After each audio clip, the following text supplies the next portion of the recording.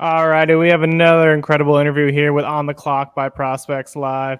We got Drew Beam, right-handed pitcher with the University of Tennessee. Drew, how are you doing today? Good, fellas. How y'all doing? Thanks for having me on. Good, good. We're excited to have you on the episode, kind of talk about your journey. The first question, we always kick it off to guests. For the people who don't know you, give a little background on yourself, kind of how you got to where you are today. Yeah, so I'm from Murfreesboro, Tennessee, just about 30 minutes southeast of Nashville. Been playing baseball pretty much my entire life. This first game I ever played, first game I ever loved. So picked up football there for a little while. Played from all through middle school and high school, but baseball is my true love, true sport I love. So yeah, started playing travel baseball when I was probably 10 years old, and stuck with it all the way through high school, all the way through recruitment and such.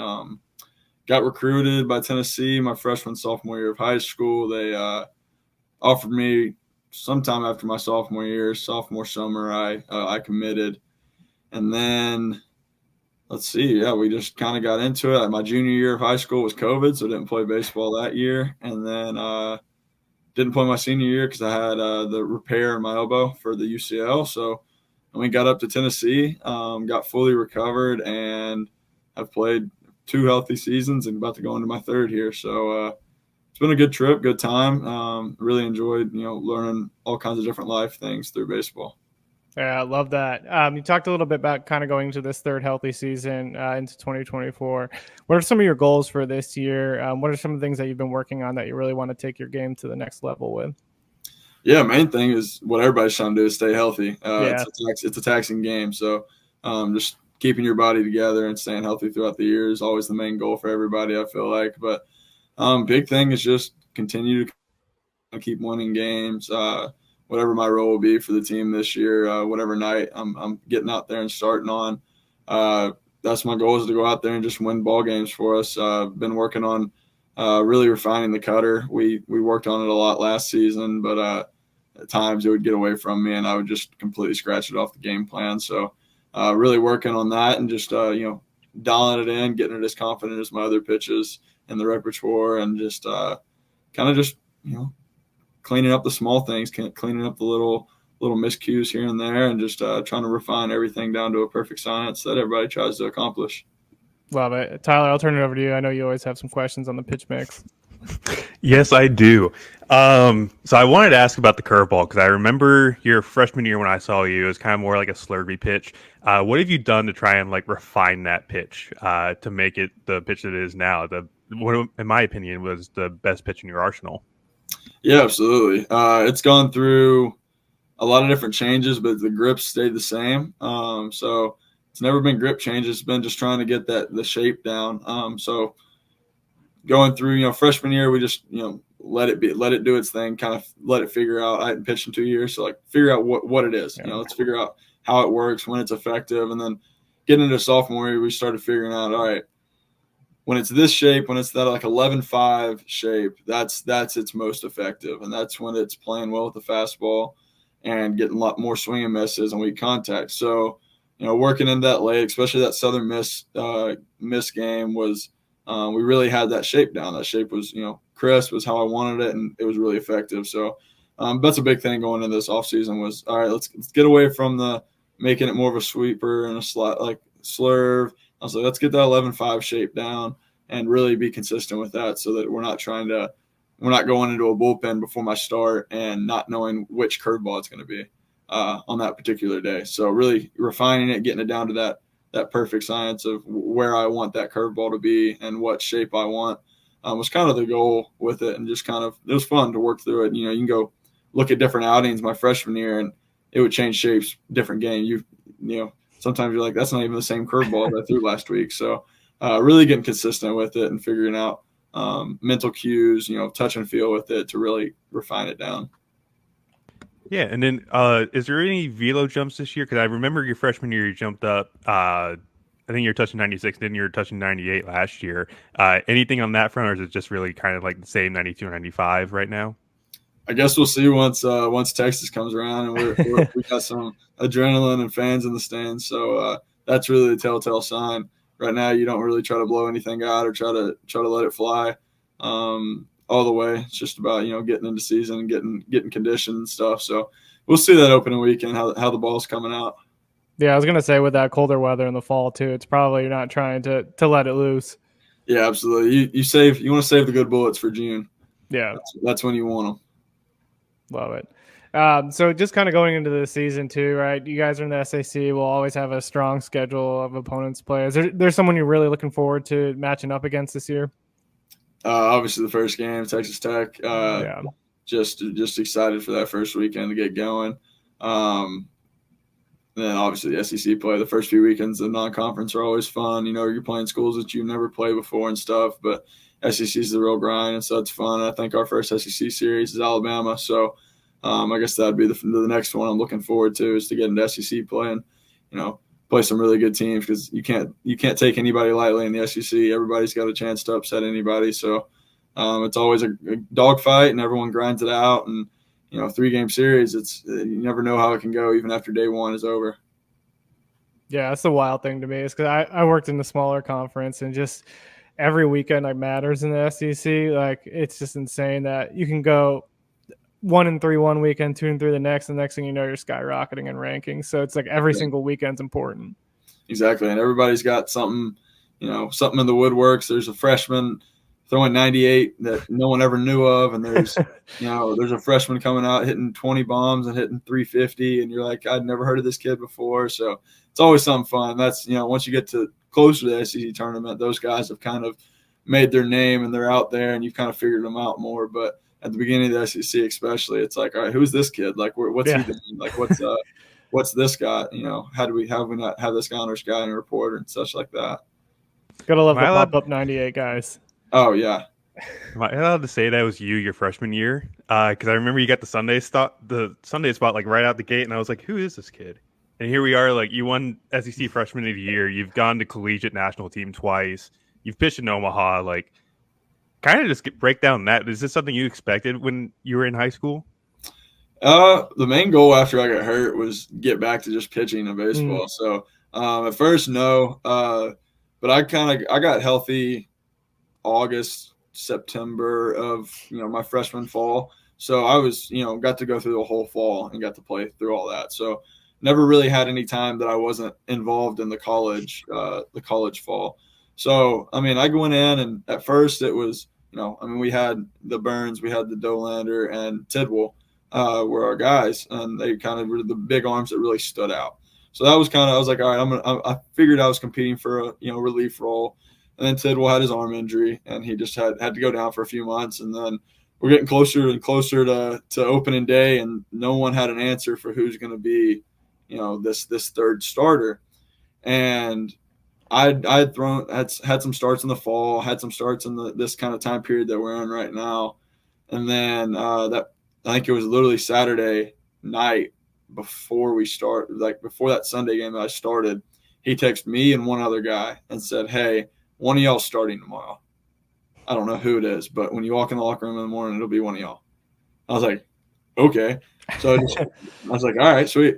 So I walked in, obviously tried to get to the field as early as I could.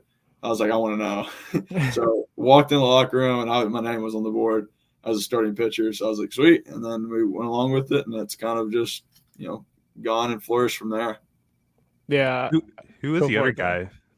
Hollis Fanning. He's at NC State now, but another good arm. So, I don't think he could have gone wrong with either. Glad he chose me. I'm excited for Hollis, too, because he was fun during the fall here at State. So I'm excited for that. He's and his whole story with one eye and everything, he's a cool dude, too. But he's got some crazy extension and stuff like that, just being, 6'8", 6'9", however tall he is. But he's a massive fella. Yeah. Jared, go ahead. Yeah, I was gonna say, like, you talked about kind of the other guys, the older guys like Tidwell, Dolander, and all that kind of being the main go-tos. How was their mentorship helpful to you, and how have you kind of taken some of the lessons that you learned from them to really help the younger guys as they come into Tennessee? Yeah, that 22 squad was, I think literally every single player on that team had leadership abilities that were used in different ways. And that's what made us so good, I feel like. Yeah. We had guys like Jarrell Ortega at second base, Cortland Lawson at the shore. Like, those like guys who weren't vocal leaders but just did everything right. And then you had in the pitching staff, you had Camden Sewell and you had Redmond Walsh, who had been there for a long time and seen a lot of different things, seen the or like our team and the university that go from a bottom tier SEC team to the team that's competing for SEC titles. They had seen the come up and seen everything that they had gone through. And so they had so much knowledge of everything. And then you bring in Dolander, who pitched really well at Georgia Southern, and you bring him in. He's got some, he knows a little bit of, what the feel of college baseball, but now he's into the SEC side of things, was really cool. And then you bring me and Burns in as freshmen.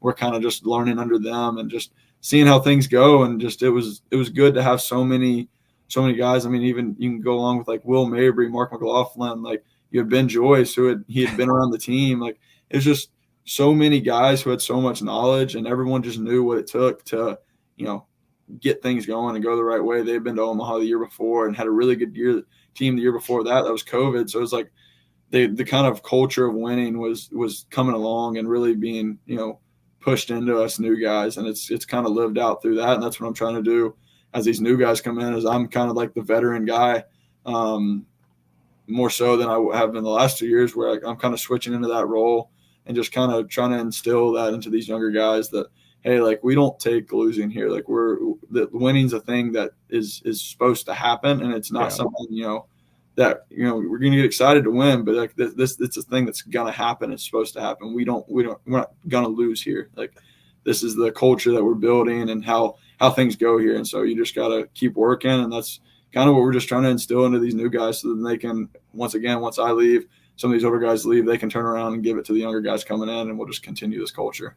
I love that. It's all about team mentality too, kind of like you hit on, right? You got to get buy-in from everyone. It's cool to see you kind of taking that leadership role and working on the younger guys to get them to get that buy-in.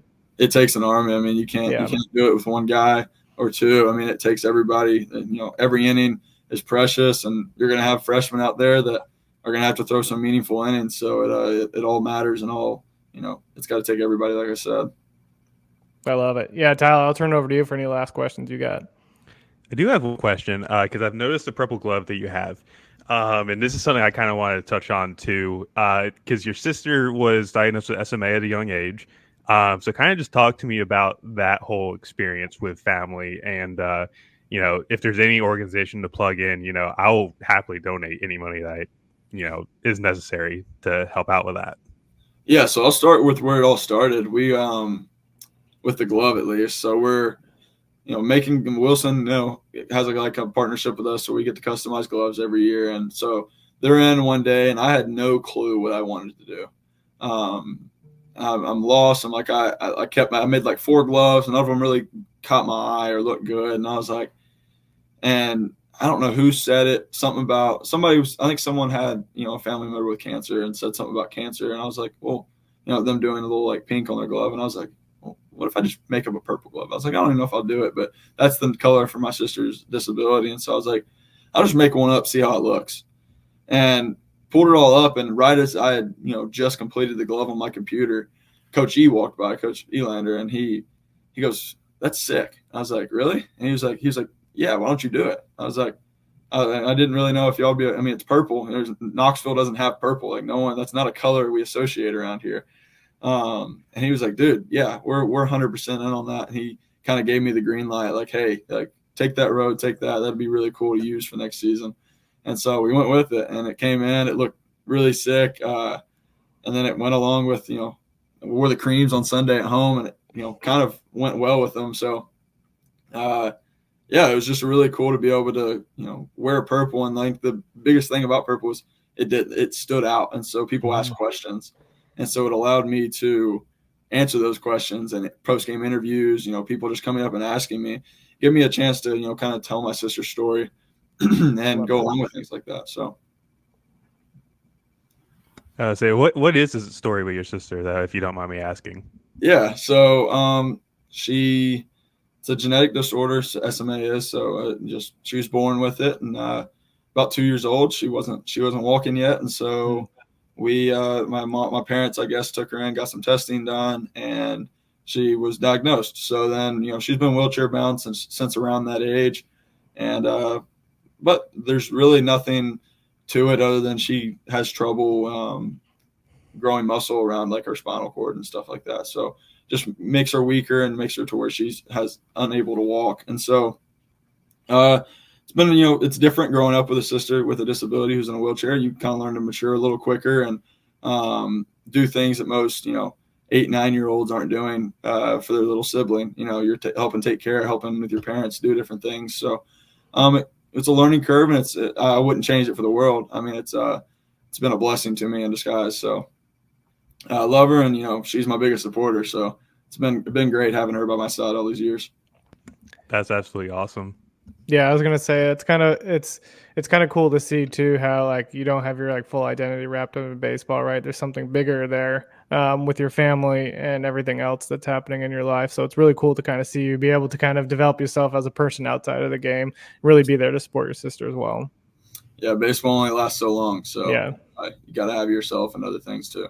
Yeah, I love that. Drew, we can't thank you enough for taking the time to join us on the clock. We're wishing you nothing but the best in the upcoming season, and we'll definitely be watching and seeing all the success that you all are having at Tennessee. I appreciate it. Thank y'all for having me on.